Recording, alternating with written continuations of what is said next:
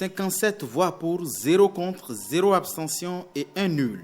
Le Parlement vient de désigner en fin d'après-midi de ce jeudi ses 2 représentants au sein de la Commission béninoise des droits de l'homme.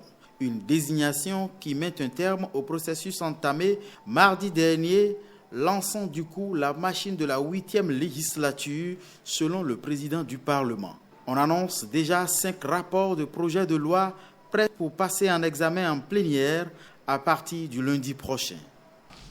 Nous avons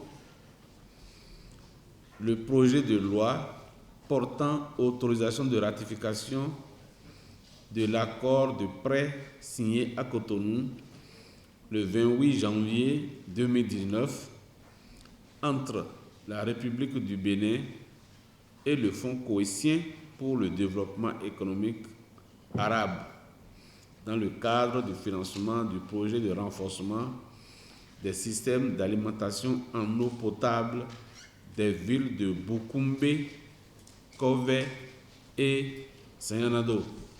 Nous avons aussi le rapport de la Commission du plan au sujet du projet de loi portant autorisation de ratification et ou d'adhésion des conventions, accords, protocoles de l'Agence internationale de l'énergie atomique.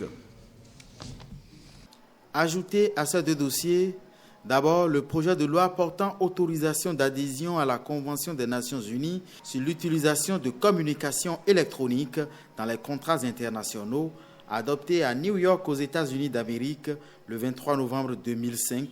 Ensuite, le projet de loi portant autorisation de ratification de la Charte africaine sur les valeurs et principes de la décentralisation, de la gouvernance et du développement local, adopté à Malabo en Guinée équatoriale le 27 juillet 2014. Et enfin, le projet de loi portant autorisation de ratification de la Charte africaine sur la sûreté et la sécurité maritime et le développement, signé par les chefs d'État et de gouvernement de l'Union africaine à Lomé au Togo le 15 octobre 2016.